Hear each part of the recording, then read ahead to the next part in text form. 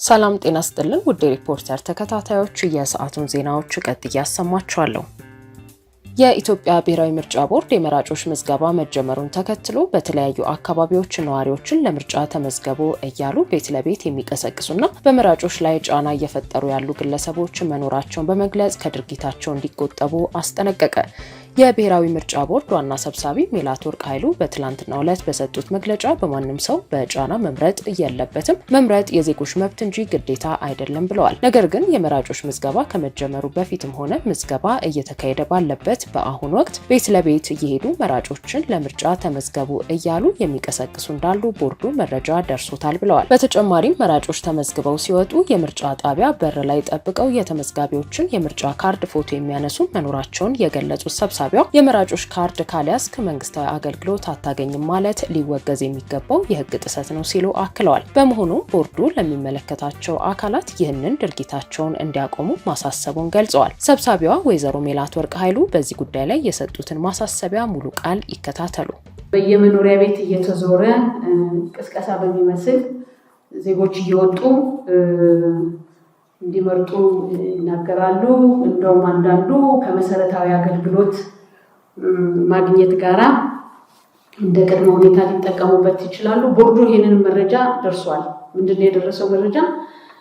በየሰው ቤት እየተካሄደ ለምርጫ ተመዝገቡ ራሱ የመራጮች ምዝገባ ከመጀመሩ ቀን በፊት ጀምሮ ነው እንደዚህ ሲደረግ የነበረው።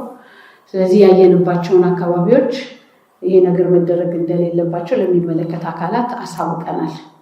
ይሄ የመራጮችን ትምህርት የሚያስተምረው ቦርዱ ነው ወይም የሲቪል ማህበረሰብ ድርጅቶች ናቸው እንጂ ቤት ለቤት እየተካሄደ የሚደረገው አግባብ አለመሆኑን እና እርምጃ እንዲወሰድበት ገልጸናል። ስለዚህ ትክክል አይደለም።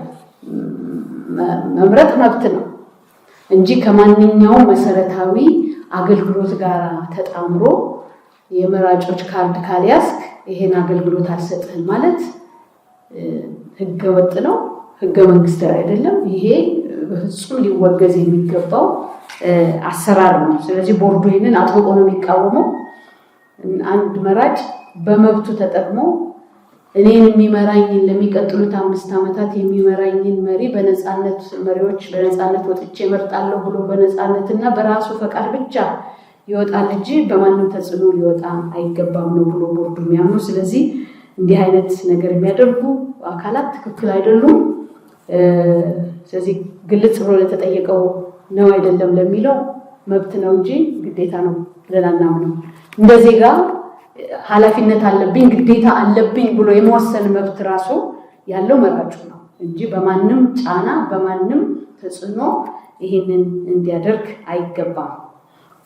ለነገሩ አልፎ ተርፎ ቅድም እንደ አንድ ተግዳሮት የገለጽኩት መራጮች ተመዝግበው ሲወጡ በር ላይ ጠብቆ ካርዳቸውን ፎቶግራፍ ማንሳት፣ የመራጮችን ስም ለመያዝ መሞከር፣ እነዚህ ድርጊቶች ቤት ለቤት ከመሄድ ከመቀስቀስም ያለፉ ሆነዋል። ስለዚህ ትክክል አይደለም። ቦርዱ አሁን የማይቀበለው ትክክል አይደለም ብሎ የሚገልጸው ነው ማለት ነው። ሌላው የብሔራዊ መታወቂያ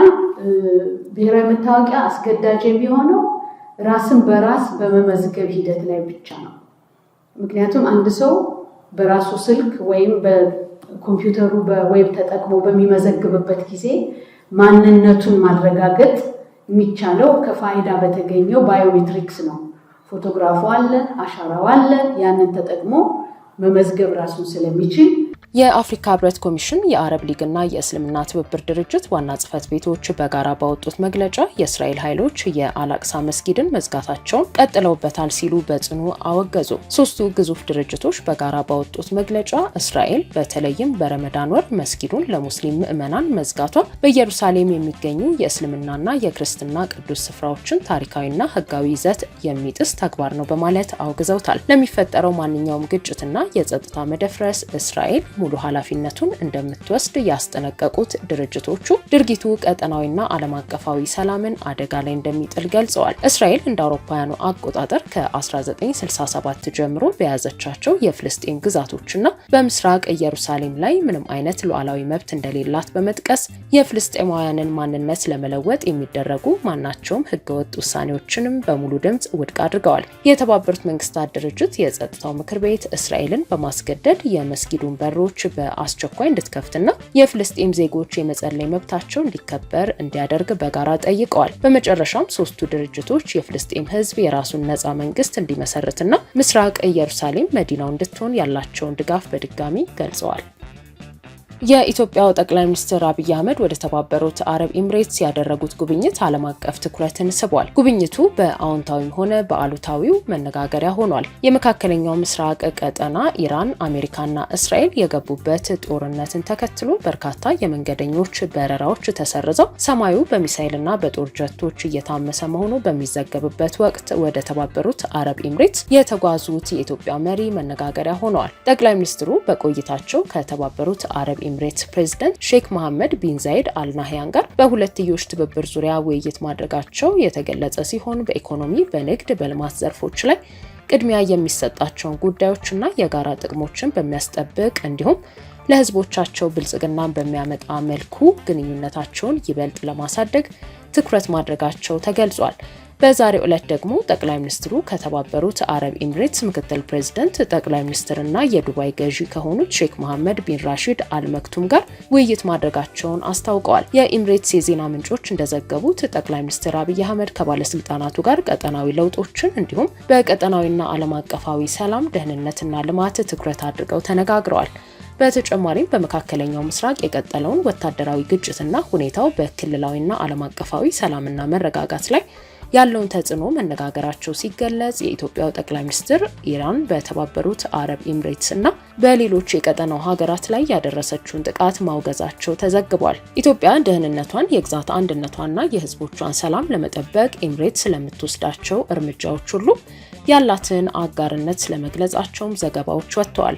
ፕሬዚዳንት ሼክ መሐመድ ቢን ዛይድ ሀገሪቱ አሁን ካለችበት ሁኔታ አንጻር ኢትዮጵያ ለተባበሩት አረብ ኤምሬትስ ላሳየችው የድጋፍ አቋም ምስጋናቸውን አቅርበዋል።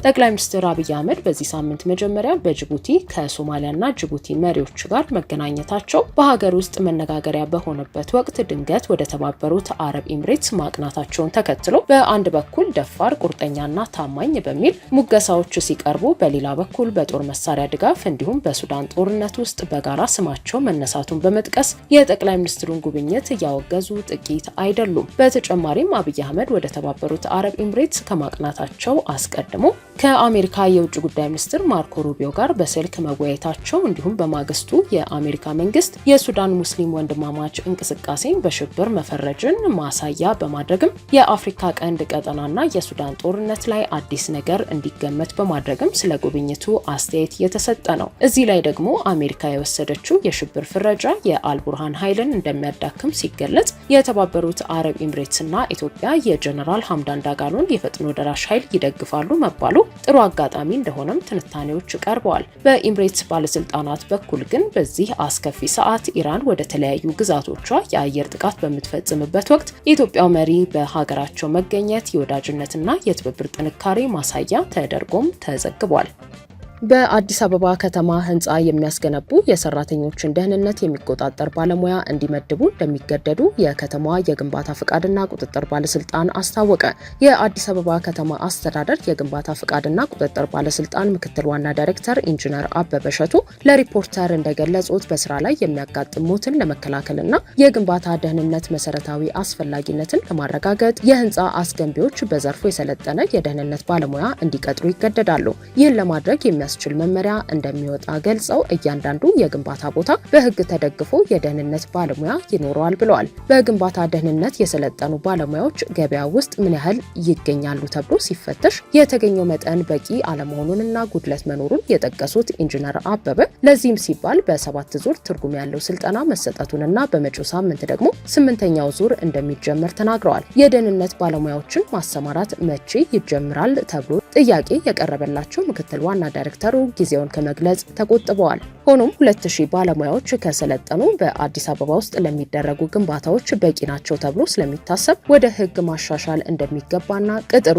ጎን ለጎን አብሮ እንደሚሰራ ገልጸዋል። የሚወጣው መመሪያ እያንዳንዱ ግንባታ ምን መስፈርቶችን ማሟላት አለበት የሚለውን የሚገልጹ ዓለም አቀፍና ሀገራዊ እንዲሁም ነባራዊ ሁኔታዎችን ያገናዘቡ በትንሹ 17 ነጥቦች እንደሚኖሩትም ተናግረዋል።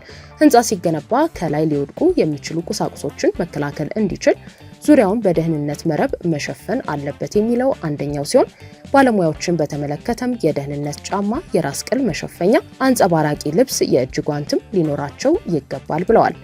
ውድ ሪፖርተር ተከታታዮች የሰዓቱ ዜናዎቻችን እነዚህ ነበሩ። ስላደመጣችሁን ከልብ እናመሰግናለን። በሀገራችን የህትመት ኢንዱስትሪ ፈርቀዳጅ የሆነው ብርሃንና ሰላም ማተሚያ ድርጅት በዘርፉ የካበተ ልምዱን ከዘመናዊ ማተሚያ መሳሪያዎችና ከቀልጣፋ አሰራር ስርዓት ጋር በማጣጣም በሰለጠኑ ባለሙያዎች ጥራት ያለው የህትመት አገልግሎት በመስጠት ላይ ይገኛል። የደንበኞችን ፍላጎት ማርካት ቀዳሚ ተግባሩ የሆነው ድርጅታችን በህትመትና ተዛማች መስኮች ዛሬም በላቀ ደረጃ ሊያገለግሉ ዝግጁ መሆኑን ስንገልጽ በታላቅ ደስታ ነው። ድርጅታችን በረጅም ዓመታት ያካበተውን ልምድ በመጠቀም በመደበኛ ህትመት፣ በሚስጥራዊ ህትመት፣ በአሳታሚነት አገልግሎት እንዲሁም በህትመት ቴክኖሎጂ ኮሌጅ ስልጠናዎቹ እናንተ ውድ ደንበኞቻችን ጋር ለመድረስ ይተጋል። ለበለጠ መረጃ 4 ኪሎ ወደሚገኘው ድርጅታችን በአካል ብቅ ይበሉ። አሊያም በስልክ 011 1 55 32 33 ወይም ብርሃንና ሰላም ማተሚያ ድርጅት በሚል በተከፈቱ የማህበራዊ ትስስር ገጾቻችን ያገኙ። ብርሃንና ሰላም ማተሚያ ድርጅት።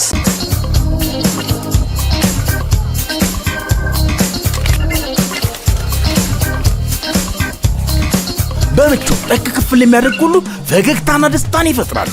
የዚህ ሁሉ ሚስጥሩ ጠቅ ክፍል ነው። እርሶም በስልኮ ላይ የሚጠቀሙትን የየትኛውንም ባንክ መተግበሪያ QR ኮድ ስካነር ከፍተው በኢቲ QR ወደ የትኛውም የአገልግሎት ሰጪ የፋይናንስ ተቋም ጠቅ ክፍል ሲያደርጉ ክፍያው በቅጽበት ይፈጸማል። ተናባቢ ኢቲ QR ቤት ስዊች የቀረበ 65% ሲከፍሉ 35% በነፃ የተመቻቸለት ሰመር ሪል ስቴት በካሳንቺስ ስታንዳርድ አፓርትመንቶችን ሰርቶ አጠናቋል። አሁን ደግሞ በመገናኛ እንግሊዝ ኤምባሲ አጠገብ በማስተዋወቂያ ዋጋ እየሸጠ ይገኛል። ባለ 2 መኝታ ከ1.2 ሚሊዮን ብር ጀምሮ፣ ባለ 3 መኝታ ከ1.6 ሚሊዮን ብር ጀምሮ እንዲሁም ባለ 4 መኝታ ከ2 ሚሊዮን ብር ጀምሮ ያገኛሉ።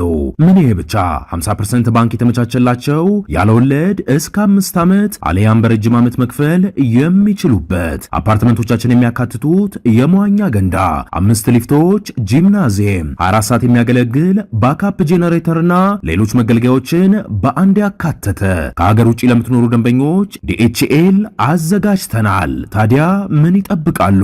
ይህ ማስታወቂያ ዋጋ የሚቆየው ለ24 ደንበኞች ብቻ ስለሆነ አሁኑኑ በ0969 77 7774 ላይ አሊያም በ0948 80 4006 ላይ በመደወል የቅናሹ ተጠቃሚ ሆኖ ሰመር ሪል ስቴት። ዘመኑ የፍጥነት ነው።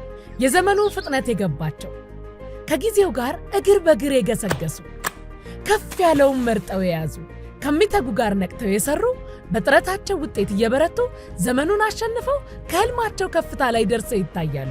ከዘመኑ ጋር ለመፍጠን ሲንቄ ባንክ ያቀረበሉትን ፈጣንና ደህንነቱ የተጠበቀ የዲጂታል ባንኪንግ አገልግሎትን ይቀላቀሉ።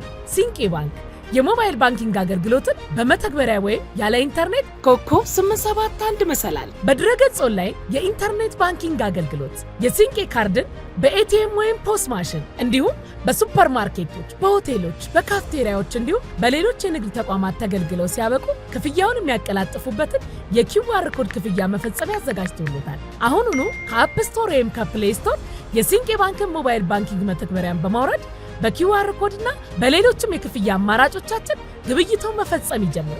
ሲንቄ ባንክ በአንድነት ወደ ስኬት።